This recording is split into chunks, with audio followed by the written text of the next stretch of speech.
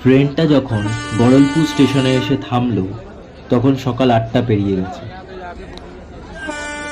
জানালার বাইরে ভেসে এলো ধোঁয়াটে আলো, ছড়িয়ে থাকা গরুর গোবরের গন্ধ, আর কাঁধ ভোরের ঘুম চোখে চাওয়ালার হাক। আমি নামলাম একজোড়া ধুলো মাখা স্যান্ডেল পায়ে, পিঠে একটা পুরনো ব্যাগ, মুখে 3 দিনের দাড়ি, আর চোখে সামান্য ক্লান্তি, যেন শহর থেকে একটু শান্তির খোঁজে এসেছি আমি। ঠিক এমনটাই আমি চেয়েছিলাম লোকজন ভাবুক যে একজন নিতান্তই সাধারণ ব্যক্তি তাদের গ্রামটাকে জাস্ট ভিজিট করতে এসেছে। স্টেশনের পাশে একটা চায়ের দোকানে ঢুকে বললাম, 1 কাপ করা চা আর একটু বিস্কুট দেবেন? চাওয়ালা কৌতূহল নিয়ে জিজ্ঞেস করল, আপনি কি নতুন এসছেন বাবু? কোথায় থাকবেন? বটতলায় রামশরণদের পুরনো দোতলা বাড়িটা ভাড়া নিয়েছি মাসখানেকের জন্য, একটু একা থাকতে চাই, লেখালেখির কাজ আছে। আমি মৃদু হেসে বলল,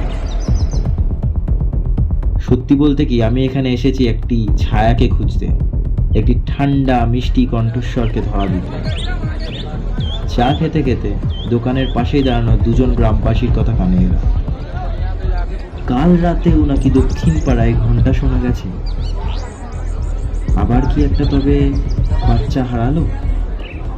বাচ্চাগুলো কেন যাচ্ছে বুঝতে পারিস? কেউ যেন ডাকছে, মায়ের চোখের সামনেই যেন কোথায় মিলিয়ে যাচ্ছে। আমি মুখ ফিরিয়ে চুপচাপ চায়ে চুমুক দিলাম। তাদের চোখে যেন একটা ছায়া, মুখে একটা অদৃশ্য দাগ, ভয় আর ক্লান্তি। গ্রামে ঢুকতে একটা অদ্ভুত অনুভূতি হলো।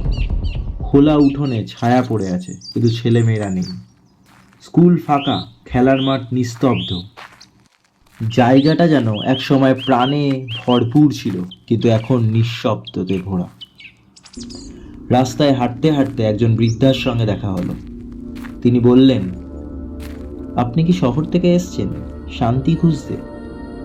কুলফির ঠেলাটা যদি দেখেন, সোজা ফিরে যান বাবা।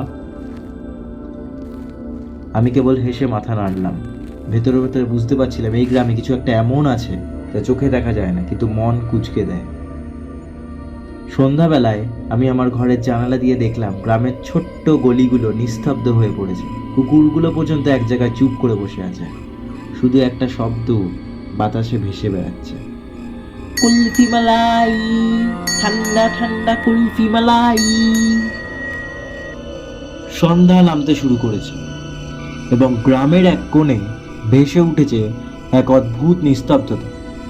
প্রতিটি বাচ্চার নিখোঁজ হওয়া এটা শুধু একটি নিছক দুর্ঘটনা হতে পারে না, কিছু একটা লুকানো আছে এখানে।